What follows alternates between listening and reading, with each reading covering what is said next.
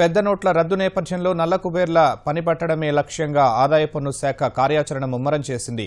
ఏకంగా తమిళనాడు ప్రభుత్వ ప్రధాన కార్యదర్శి రామ్మోహన్ రావు కుమారుడి నివాసం సహా సచివాలయంలోని ఆయన కార్యాలయం, చిత్తూరులోని ఆయన వియ్యంకుడి ఇంటిపైన దాడికి దిగింది. తెల్లవారుజామున 5 గంటలకు ప్రారంభమైన సోదాలు ఇంకా కొనసాగుతున్నాయి.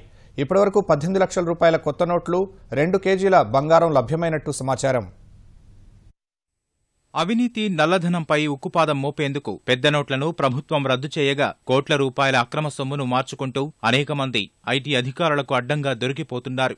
ఇలాంటి కేసుల్లో అతిపెద్ద అధికారిపై ఐటీ అధికారులు దాడులు చేశారు. తమిళనాడు ప్రభుత్వ ప్రధాన కార్యదర్శి అయిన పి రామ్మోహన్ రావు కుమారుడి ఇంటిపై ఆదాయ పన్ను శాఖ అధికారులు సోదాలు నిర్వహిస్తున్నారు. ఈ తెల్లవారుజామున 5 గంటల ప్రాంతంలో సీఎస్ రామ్మోహన్ రావుకు చెందిన చెన్నై అన్నానగర్లోని నివాసం, ఆయన కుమారుడు వివేక్ ఇల్లు, కార్యాలయం సహా రామ్మోహనరావు కుటుంబానికి చెందిన 13 చోట్ల సోదాలు ప్రారంభించారు.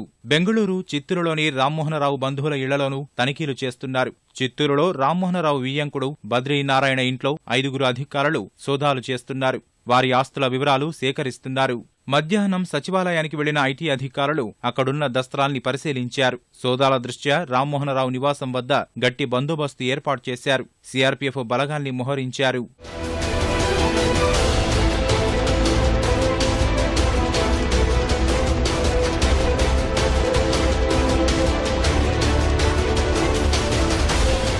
తమిళనాడుకు చెందిన గుత్తేదారు, తిరుమల తిరుపతి దేవస్థానం పాలక మండలి మాజీ సభ్యుడు శేఖర్ రెడ్డి, ఆయన అనుచరుల నుంచి ఇటీవల భారీగా నగదు, బంగారం స్వాధీనం చేసుకున్న ఆదాయ పన్ను శాఖ అందుకు కొనసాగింపుగా రామ్మోహన్ రావుపై దృష్టి పెట్టింది. కాంట్రాక్టులు, ఇసుక తవ్వకం అనుమతుల్ని పొందడంలో శేఖర్ రెడ్డికి రామ్మోహన్ రావు ప్రభుత్వ పరంగా సాయం అందించారని ఐటీ శాఖ అనుమానిస్తోంది. పెద్ద నోట్ల రద్దు నిర్ణయం ప్రకటించిన తర్వాత అనుమానాస్పద లావాదేవీలు నిర్వహించిన అనేక మంది వ్యాపారులు, రాజకీయ నేతల ఇళ్లలో ఐటీ శాఖ ఇప్పటికే తనిఖీలు నిర్వహించింది.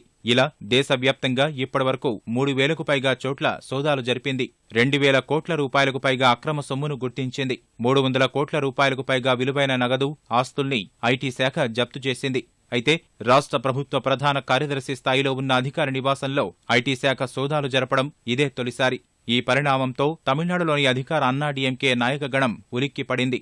రామ్మోహనరావుతో సోదాలు ఆగుతాయా లేక మరిన్ని తనిఖీలు జరుగుతాయా అన్నది ఆ పార్టీలో చర్చనీయాంశమైంది.